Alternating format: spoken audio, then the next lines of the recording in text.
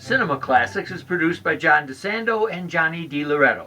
Listen to the full shows and read reviews online at WCBE.org. I'm John DeSando. I'm Johnny DiLoretto.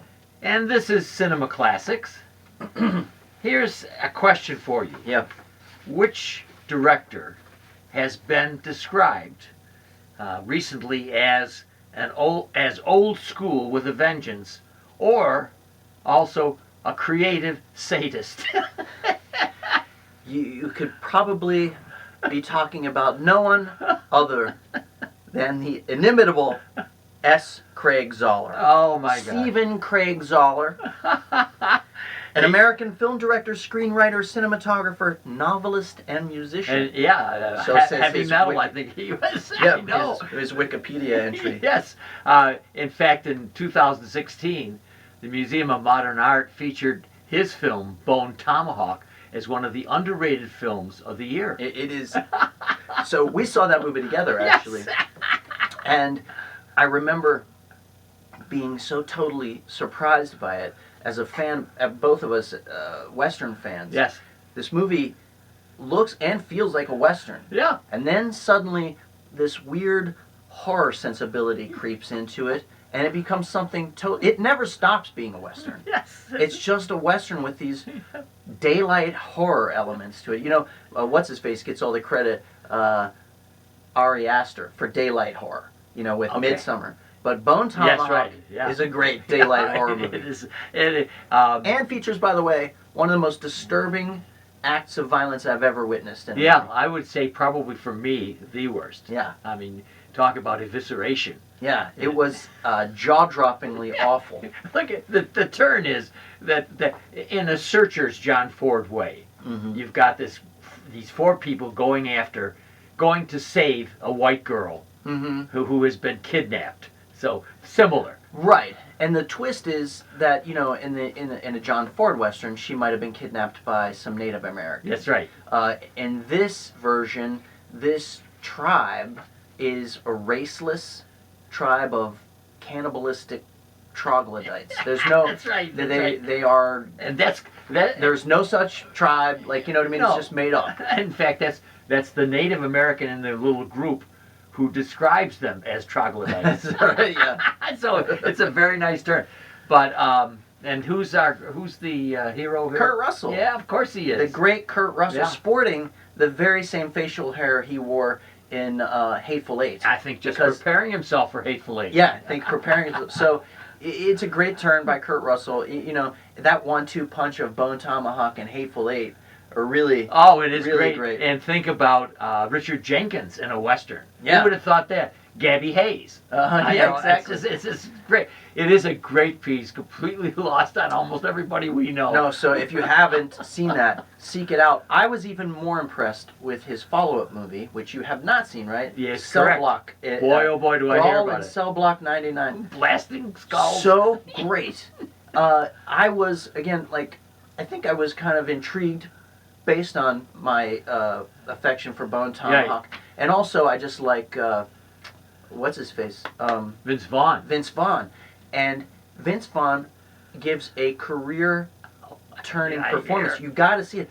A career-turning performance. So what you start seeing here in this movie is what looks to be like an old-school, simple 1970s B movie. Right. It's kind of set in a prison.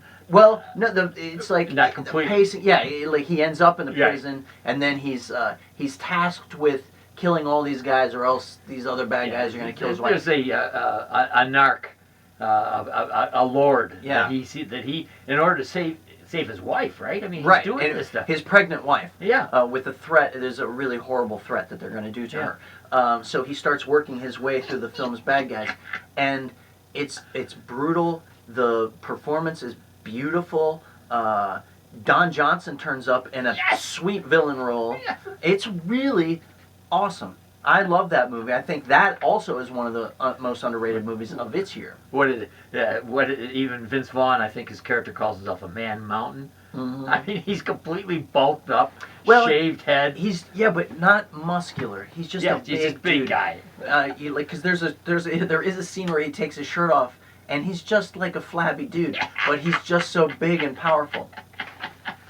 So, needless to say, I think we were both really excited when Dragged Across Concrete. Yes, it was. Starring Mel Gibson and Vince Vaughn. So Yeah. Vince Vaughn becoming maybe. This would be great if he became Zahler's De Niro. Yeah, he was. Yeah. I was disappointed in that one. I know you were, and I can understand your disappointment if I'm correct. It's really not in the kind of attractively horrible way that the other two were. Yeah, You know, and it that's just- what I wanted from this guy. Yes, yeah. And I don't need it to be, I just wish he would have given me some taste or variant of that. Yes. Because that's what's so delectable about his sensibility. This, it is in some ways like a heavy metal sensibility that's coming through in these genres, right? I guess I just wanted to see that movie be a little more inventive. I'll tell you, when he imitates Tarantino, for instance, in the kind of discursive repartee of the two of them when they're in the car, I Yeah. really start to get excited about, okay, so he's going to imitate Tarantino here. But then it devolves into a straight old kind of bad cop situation. Right. It doesn't have, we don't walk out of that saying, the way we did in, say, Bone Tomahawk, with our your jaws down. Right. Going, what did we just see? Yeah. Isn't that? And I've seen hundreds of westerns.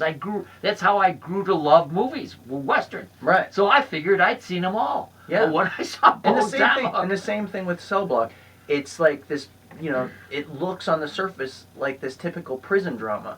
Then you start realizing what the guy's doing on a zero budget, and how he creates this, this mythical prison, and it's really just, like I said, budgetarily inventive. I love that. Yes. I love Yes. when and so with two major stars, yes. Mel Gibson and Vince Vaughn, I thought maybe he might bring a little bit of that Grand Guignol sensibility to that as well. Yeah, right. And is that what we're talking about when we talk about S. Craig Zahler?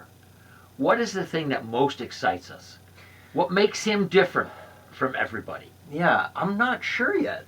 I am not sure yet. In fact, I'm so delighted that we're even talking about this guy because I don't know that anybody else is. Not here in our audience, for sure. So listen, person. Go check this guy out. Not to be confused with Craig T. Nelson. And I can see that right now. Somebody like, are they talking about Craig T. Nelson?